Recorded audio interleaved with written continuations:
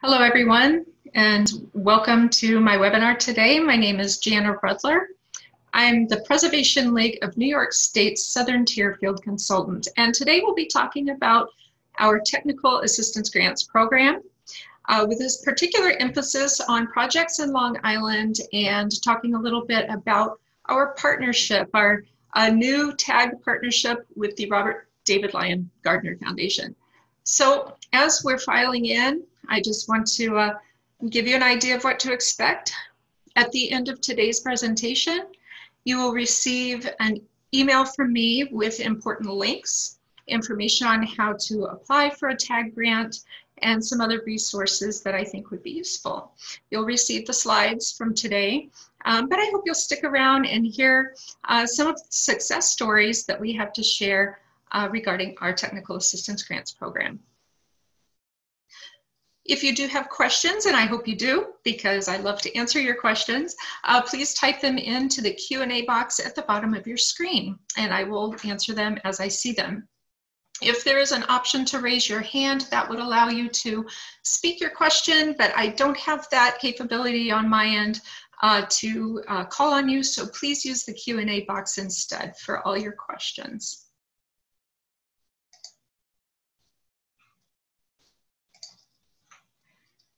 All right, let's get started.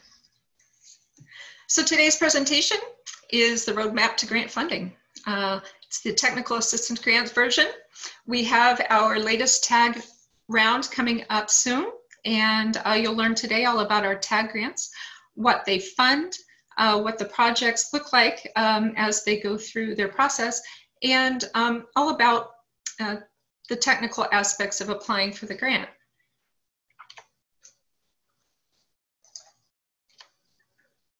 Before we go too much farther, I want to say a big thank you to our co-sponsors, hosts, and funders. So our grant programs are a partnership between the New York State Council on the Arts and the Preservation League of New York State. We also have funding from the Robert David Lyon Gardner Foundation and the Hudson River Valley National Heritage Area. My work in the Southern Tier of New York State is funded in part by the Corning Incorporated Foundation, the Community Foundation of Elmira, Corning, and Finger Lakes. And today we had some help from Preservation Long Island and the Long Island Historical Societies on spreading the word about this webinar. So I want to thank them for their help today. A little bit about the Preservation League of New York State. We are New York's historic preservation nonprofit. We work statewide in all 62 counties, from Manhattan to Buffalo, Jamestown, Watertown, Binghamton, Ithaca, and everywhere in between. The Preservation League of New York State was founded in 1974 by a group of grassroots organizers who realized that there needed to be a centralized voice for preservation in Albany. Just over 40 years later, we're a professionally staffed organization with multiple arms aimed at ensuring that preservation has a place at the table, always, when it comes to community revitalization and sustainable economic growth. Here are some of the programs that we offer. We have our Preservation Colleagues program. This started in 1997 in partnership with the New York State Council on the Arts to strengthen the work of preservationists all across the state. The Preservation Colleagues are the frontline advocates and the behind-the-scenes heroes working on behalf of endangered landmarks, historic neighborhoods, rural landscapes, and commercial centers in your community. So you may be familiar with your local preservation groups. It may be Preservation Long Island, Preservation Buffalo Niagara, Historic Ithaca, Historic Elmira, Past, Patney, or any number of groups across the state. We work closely with them to help them to work together and to make sure that we're promoting a statewide preservation agenda collectively. Our Technical Services and Outreach program is part of what I'm doing today. We bring you informational outreach like this webinar.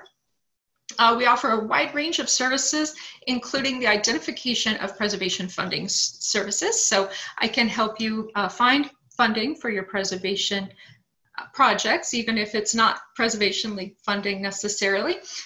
We provide guidance for effective advocacy, assistance with listing your properties on the state and national registers of historic places, expert advice on community revitalization strategies, and more. We also provide assistance with building-specific and general preservation planning issues, such as condition assessments, National Register consultations, and other comprehensive preservation planning projects. So the technical assistance staff, like myself, are also available for public presentations and general preservation assistance. You can even request a presentation in your town by filling out a simple form right on our website. And needless to say, these days, my preservation presentations are taking on a more virtual form than usual, but I'm always happy to visit when it's safe and okay. So once we get through all this, I can make some rounds across the state. So don't hesitate to reach out to us if you'd like a presentation in your area. 7 to Save program draws statewide attention to our most important and at-risk historic properties. Since 1999, we've been highlighting New York's threatened historic sites through our 7 to Save list. This provides enhanced services from the Preservation League to bolster visibility and build support for preservation. Through our partnerships with groups and individuals, threats to dozens of at-risk buildings, landscapes, downtowns, and neighborhoods have been reduced, and in many cases, eliminated by the Preservation League's listing and subsequent actions. Press conferences, tours, grants, and new legislation are among the strategies that we use to secure the future of at-risk historic places. We collaborate with advocates, elected officials, and other stakeholders to craft preservation strategies to put these plans to work. Last year, we had an exhibit that toured the state, beautiful photographs from Bruce Harvey, highlighting our 7 to Save properties. You may have seen this exhibit. If you didn't, check out our website and you can see our current 7 to Save list, which we are promoting for the next 2 years. The Preservation League also makes grants and loans. That's what we're here to talk about mostly today. We have 2 grant cycles a year, the Preserve New York grants in the springtime and TAG grants in the fall, and our TAG cycle is coming up soon. We also make loans through our Endangered Properties Intervention Program.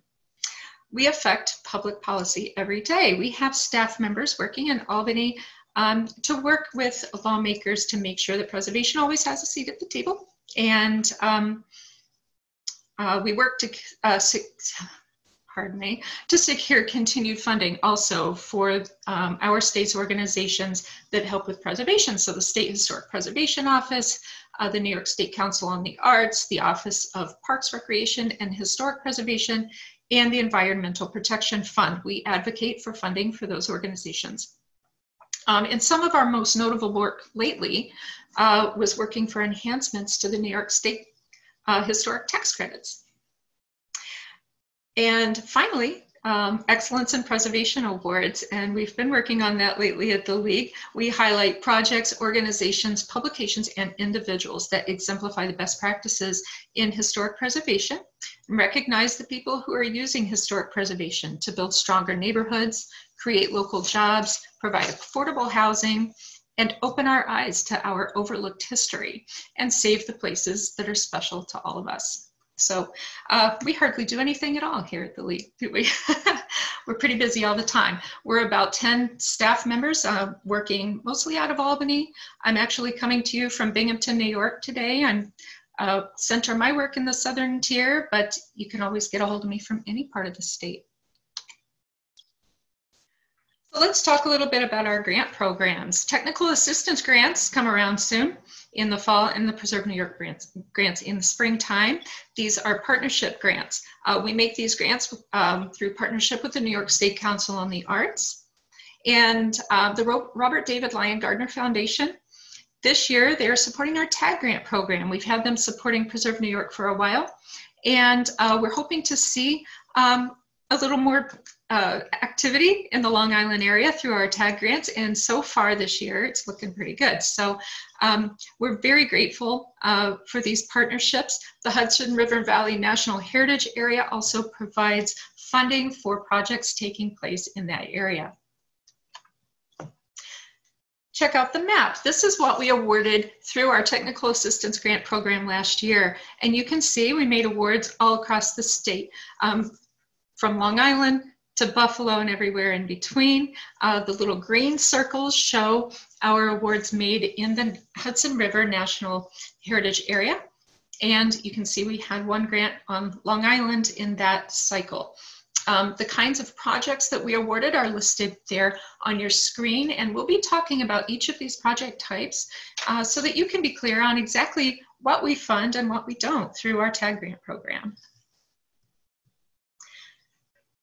So a word about eligibility. If you're thinking about a technical assistance grant, you want to be aware that our grants are open only to nonprofits and municipalities, not to individual homeowners. And we're also not open to religious organizations or New York State-owned properties. So you must be a nonprofit or a municipality to apply.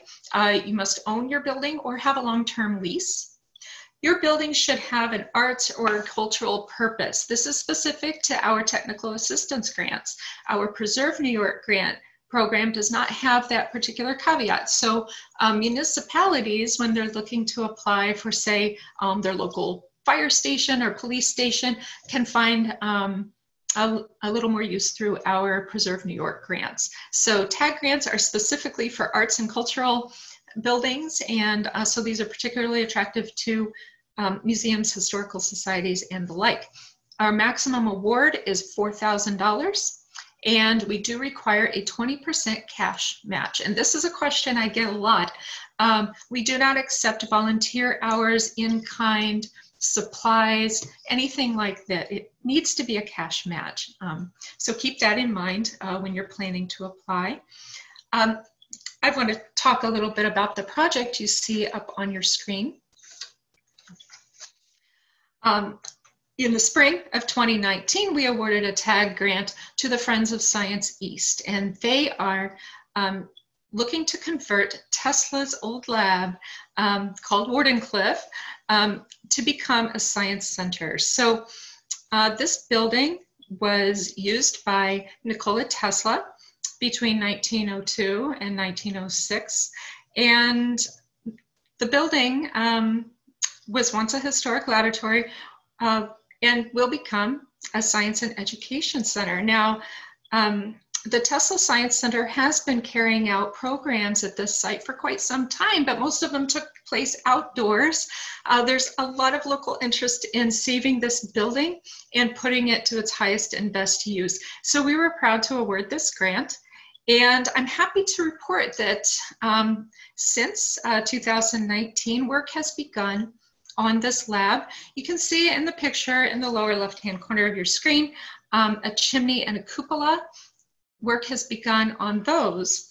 Now, I am sad to report that just a couple weeks ago, this building was vandalized a bit, but the center reports that it was a minor setback in their plans and that they're continuing to move forward with their restoration efforts and their plans for the building. So if you're interested in this project, and it's a very interesting project indeed, please keep up with them at teslasciencecenter.org, and they are in our thoughts as they're moving forward with their project. So technical assistance grants fund a variety of preservation planning projects. Listed on your screen are 6 types of projects that we fund. In my prior webinars this summer, I talked about the first 3 projects: building condition surveys, engineering structural analyses, and feasibility reuse studies. And then in a subsequent webinar, talked about the last 3. We'll touch on each one today. You can go back and view my previous webinars on our website, and I will provide a link to that after this presentation. Let's talk a little bit about each project type and what they entail. So a building condition survey is a condition analysis of a structure. With our TAG grants, we tend to fund a more focused condition analysis of a building. So focusing on a specific issue or set of concerns that you have with your building. And Each building condition survey that we fund is a little different. So these are tailored to meet your individual building's needs. This is usually completed by an architect who may consult with an engineer depending on your building's needs. If you're wondering, by the way, about consultants for these projects, I will make available to you after this presentation today a list of Preservation League approved consultants. So, and we'll talk a little bit about that later. So, and moving on, and engineering and structural analysis is similar to a building condition survey, except that it requires the particular expertise of an engineer to assess the underlying structural issues of the building. So this may uncover some underlying issues that your building has, and if you have concerns about the structural stability of your building, about its ability to withstand a more modern use than its historical use, then you may be looking at an engineering structural analysis. A feasibility and reuse study looks at the suitability of the building for adaptive reuse.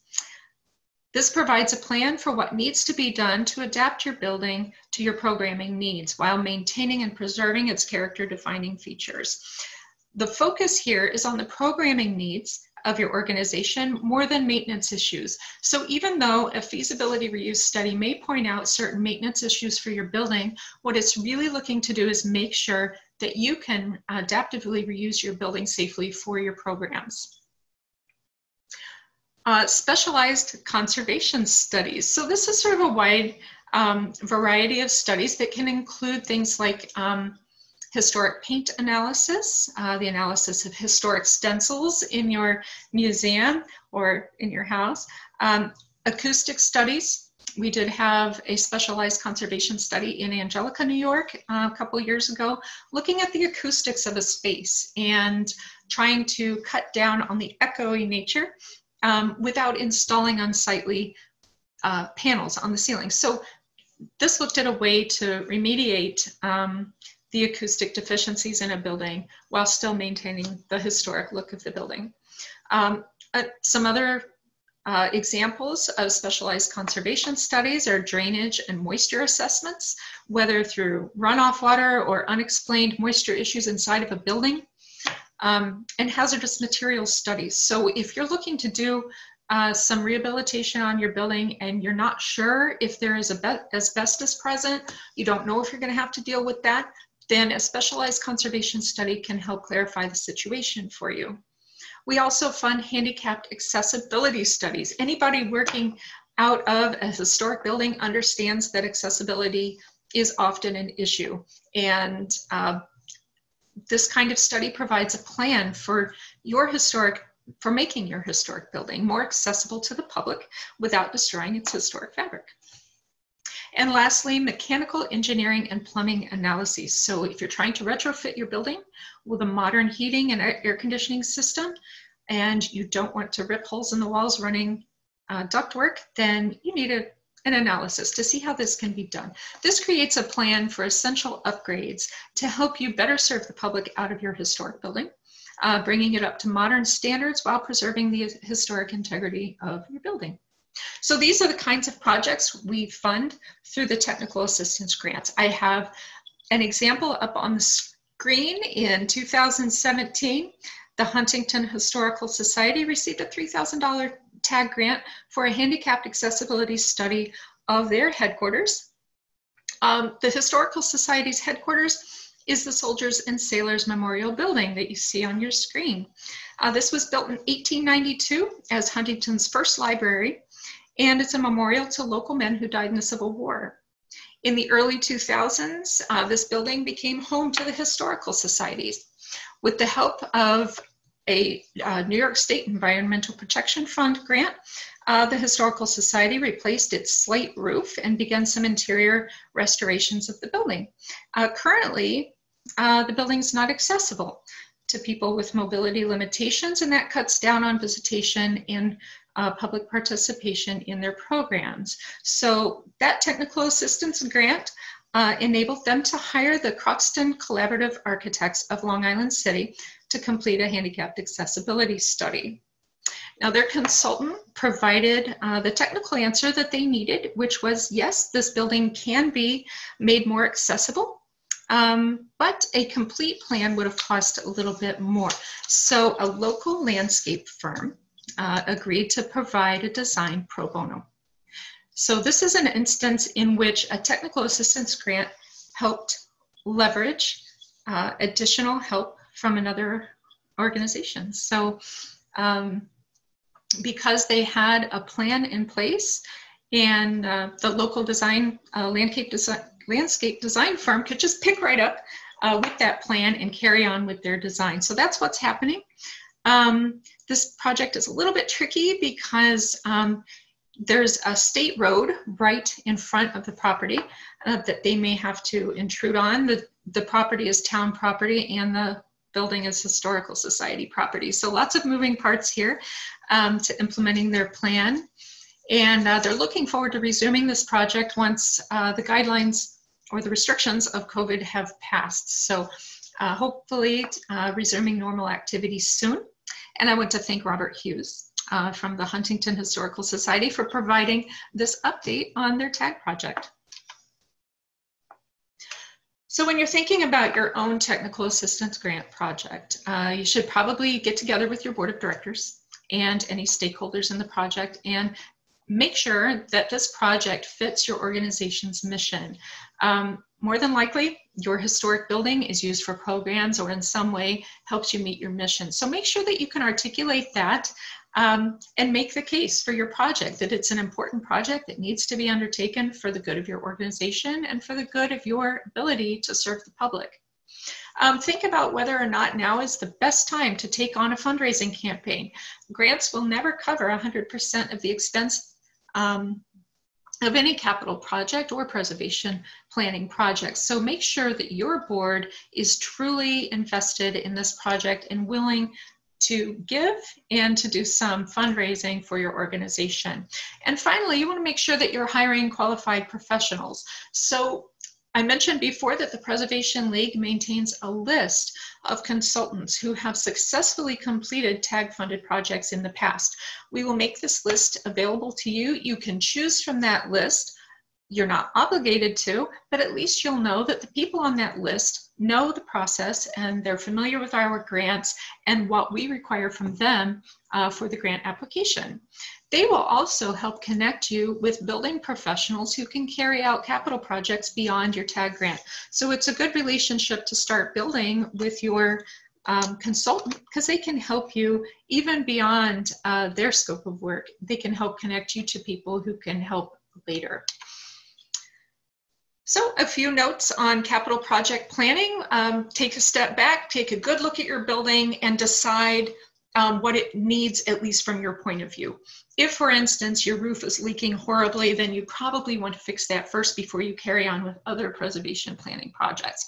If you suspect your roof is bad, but there's no imminent threat, then perhaps a preservation planning project, such as a building condition survey, would help you decide what exactly needs to be done and what it would cost. So think about what your building's more pressing needs are, and then move forward with your preservation planning study if that's in your best interest. Make sure that you're prioritizing your building's needs. That's of utmost concern. Now, your building condition survey will help you do that if you're not sure where to begin. So don't worry. If you truly don't know where to begin with your building, get yourself a building condition survey and your consultant will help you prioritize your building's needs. I have another example up on the screen. In 2018, we awarded a $3,000 technical assistance grant to the Garden City Historical Society for a building condition survey of the Apostle House. Now this big, beautiful house is headquarters of the Garden City Historical Society in Nassau County. This was built in 1872 and designed by A.T. Stewart, who designed a total of 37 buildings in Garden City, which was one of the first planned communities in the country, built between 1871 and 1893. The Apostle House is listed on the National Register of Historic Places, and it's currently used for exhibits, programs, and other historical society events. It's been restored here and there over the years, mainly on the interior to help support their programmatic needs. And now they're looking to do some restoration on the building's exterior, and it has many needs. So a building condition assessment helped them determine where to begin with this building. They hired Page Ayers Cowley Architecture of New York City to complete this assessment. After they had this building condition survey in hand, they called upon their friends, volunteers, and donors who gave generously. And I'm happy to report the restoration has begun on this building. And here's what it looks like today. Restoration has begun on the porch and the east facade. They're working with Old World Quality Corp contractors based right there in Garden City. So we're happy to see how this project is progressing. Now today I have a little more detailed project spotlight. We're looking at Benjamin Barn. This is being used by the East End Arts Facility owned by the town of Riverhead in Suffolk County. We awarded them a $3,000 technical assistance grant in 2017 for a building condition survey. Now this building condition survey served a couple of purposes for them. This survey helped determine if the barn could be rehabilitated and adapted to be reused as a ceramic studio for the East End Arts Council. So it sounds a little bit like a feasibility reuse study, but they really needed to go beyond just that reuse. They needed to see what needed to happen to this building on a more specific level. So this building condition survey took a pretty detailed look at this little barn from roof to foundation and everywhere in between to provide a list of prioritized list of repairs that needed to happen to this building in order for it to be reused. This barn was built around 1860 as part of a parcel containing a house and a barn. The Benjamin house and barn are town owned. They're listed as a local landmark and within national and local register historic districts. The barn is currently unheated and being used for storage and as a seasonal ceramics workshop. The town of Riverhead, with their $3,000 technical assistance grant, hired Joel Snodgrass from Steward Preservation Services of Huntington, New York to determine whether this barn could be converted, and he determined that it could. This determination and that building condition survey led to additional funding through the Dormitory Authority of the state of New York to continue with the project. The report that Joel did for this project provided a brief historical background of the barn, a complete conditions assessment, and recommendations for repairs. The information was provided to the town of Riverhead as a narrative, but also as an attached table that provides a handy laundry list of conditions and recommendations for everything from the roof to the foundation, the paint, lighting, electrical. He did a very thorough job and provided them with a really useful document that they can turn to anytime they're looking to move forward with their project. It's prioritized, easy to follow, and something that they can use when they're working with contractors and with volunteers to help rehabilitate this building. So moving forward, the town retained Glynis Berry and her husband Hideaki Arzumi of Studio AB Architecture. And with the help of administrators from the East End Arts Council, they completed their plans for restoration. And as of today, they're just about to bid them out to contractors. So that's where the project stands right now. And we can see some additional photos of this adorable barn. You'll see that there's a mural painted on it of a farmer on his John Deere tractor. And it's sitting there just all ready to be rehabilitated and adaptively reused. I'm going to go back to the last slide. There's an artist's rendition of what they hope to do with this building, making it an active space for ceramics production for the East End Arts Council. So they're very excited about this project. It is moving forward. And I want to thank Don Thomas from the town of Riverhead. She's their community development director, and she provided this update on their project and the photos that you see. So thank you so much. She added that they're very excited about this project and that it is a huge win for town history and for the arts. So this is one of my favorite projects right now. I also want to point out that in the photograph at the bottom of your screen, you can see some development taking place in the background. So this barn and the parcel that it sits on could be or could have been at risk for redevelopment. So we're really happy to see a project like this go forward, saving an old building and reusing it in a wonderful way for the community in spite of encroaching development on all sides. So thank you again, Dawn, for that update. We're really happy about this project. So are you inspired yet? So it's time to apply for your own technical assistance grant. And it's probably going to be one of the easiest grants you've ever applied for.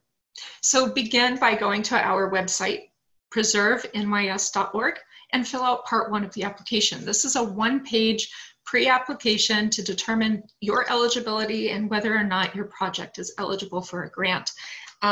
We may contact you with questions based on your answers to the questions on that application.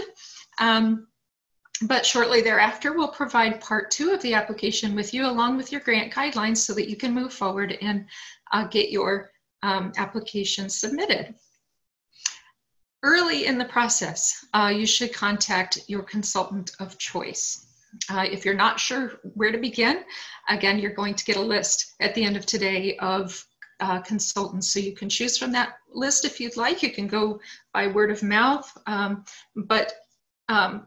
start talking to your consultant early on about your project. Make sure that they understand it, and ask for a project proposal and a scope of work. Now, these things that your consultant will provide to you will provide the meat of your TAG grant application. So it's important that you communicate early and often with your consultant and make sure that you get these documents from them to submit with your application.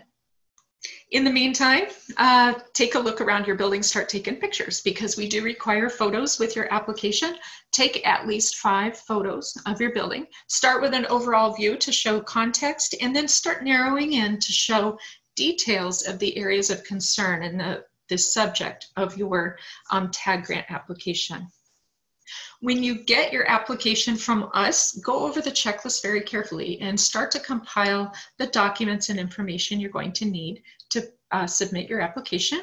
Make sure you follow the instructions carefully and submit it on time. So this year, our deadline is October 19th. It's 2 weeks from today. Believe it or not, you have plenty of time. You'll do fine.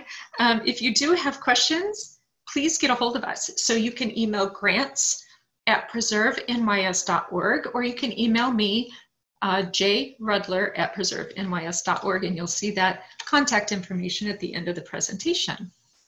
So you may be wondering how we evaluate these applications. So we convene an independent grant review panel of expert preservationists from around New York State. So on each panel, we have museum people, we have preservationists, we have architects, engineers, people who understand what goes into historic preservation projects and can carefully evaluate your application looking for all the right things. So the evaluation criteria that we use is, we use 3 criteria. So when we're looking at your application, we're looking for historic preservation excellence and the quality of your project. We want to make sure that your project meets the needs of your building, and we want to make sure that your organization is going down the right path for that building, that you're prioritizing your projects carefully. We want to make sure that your organization has the fiscal and managerial competence to handle the project. We want to see a track record of good maintenance of your building, if it's within your control. We want to see that you have good governance and a good board that can carry not just the TAG grant project forward, but any ensuing capital projects, that you have the capacity to fundraise and to put up that 20% match for your TAG grant. And finally, we look at the service to the public that this project represents. So your organization by applying for this grant already, we know that your building has an arts or a cultural purpose. We want to make sure that you're open to the public, nowadays virtually or not. We want to make sure that the public is going to benefit in some way from this project. So we look at those three things. We evaluate each application on its own merits. We are not comparing your application to anyone else's. We look at each application individually. We take the time to read through it, to understand your project, and to truly evaluate it on its own merits. So I have some tips and tricks for applying. Read through the application before you begin. Make sure that you understand the application. If you have any questions, ask us early and we can help you with that. We do provide a checklist of required materials. This is really handy as you go through and collect your materials and put them into a file. You can check them off your list. We do provide guidelines as well. This can help you write your summary letter. It can help answer a lot of the questions you may have. Right there in our guidelines is most of what you need to know to fill out this application. Read the instructions carefully. The instructions go through each and every question on the application and explain what's needed. So this can help you tremendously in filling out your grant application. Now we're going to talk a little bit about budgets. So we do ask for 2 budgets from each applicant. We want an organizational budget. For nonprofits, this is pretty straightforward. It's a statement of your organization's finances, and it should show your income and expenses for your organization. For municipalities, what this means is that we want a 1-page summary of income expenses only for the department that is in charge of overseeing your grant application. We recently received like a 40-page budget from a municipality, and it's wonderful, but we're not going to read that. What we want to see is just the income and expenses of the part of the municipality that's going to be overseeing this project. So please keep that in mind when you're sending in your budgets. So secondly, we're going to need a project budget from you. Now, I'm going to clarify what project budget means. For our purposes here today, the project budget is for the TAG-funded project. This is the budget for your building condition survey or for your specialized conservation analysis. This is the amount of money that your consultant's going to be paid in order to produce this report for you. This should be a clear breakdown of tasks, deliverables, and totals. There should be line items on this. Your consultant will provide it. So make sure, like I said, that you're talking with your consultant, let them know what you need. If they just give you a round number, hey, I'll do your project for $6,000, that's not going to help. So we need to see a breakdown of what goes into that cost. Your project budget does not include capital expenses for restoration or rehabilitation work that will follow your report. So even though, no doubt, you're thinking about what it's going to cost to rehabilitate your building, that budget is for another time and another grant. That's not for this one. So you may receive, as part of your building condition survey, an estimate from your consultant of what later work will cost. That's just for you. We don't need that information for a TAG grant application, so just hold on to that. All right, I'm going to take a quick pause and check for questions. I want to apologize for not checking earlier. If you do have questions, please feel free to ask. The end of the presentation is rapidly approaching, and I will answer your questions at the end. So, last but not least, with your application, you need to submit images. We're looking for 5 images for a technical assistant grant application. At least 1 should be an overall view of your building, and then the rest can start to focus in on the area of concern. Please remember that the people who are evaluating your grant application probably have never been to your historic site. Maybe they have, but probably they haven't. So you want to make sure that you're making this project as clear as possible. What is the need? What are you hoping to accomplish? And what does your building look like today? So make sure that you take excellent photos and be prepared to submit them with your application. And finally, like I said before, if you have questions, the Preservation League is very responsive to your questions. Either I or one of my colleagues will get back to you. So feel free to call us, or you can email grants@preservenys.org. And again, check the checklist. We send you handy checklists. Make sure that you're submitting everything that we ask for. If we ask for a list of board members, please submit that. Make sure that you've got your two budgets in there. We won't throw out your application if it's incomplete, but it sure makes it hard to review. So make sure that you're putting your best foot forward by completing all parts of your application. So the deadline is coming up, Monday, October 19th. If you have any questions in the meantime, feel free to contact me or my colleagues. My contact information is on the screen. And please email grants@preservenys with any questions you have. So are there any questions from my audience today? Anything you want to know about our Technical Assistance Grants program?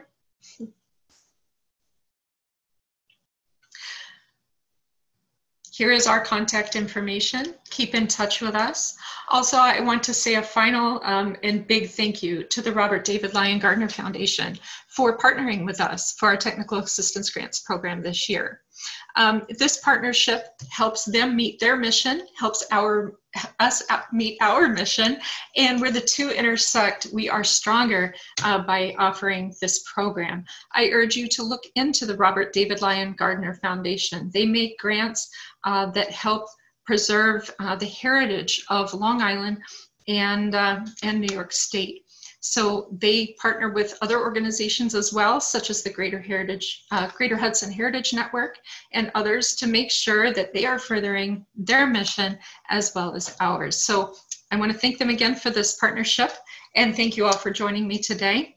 If you enjoyed today's presentation, please consider making a donation. The Preservation League of New York State is a nonprofit, and like many organizations these days, we're trying to change our programming a little bit to still be able to serve you the same way we were before, when we could travel all around the state. So please help us do that by making a donation on our website today. Thank you so much for joining me. I hope to hear from you soon. Bye now.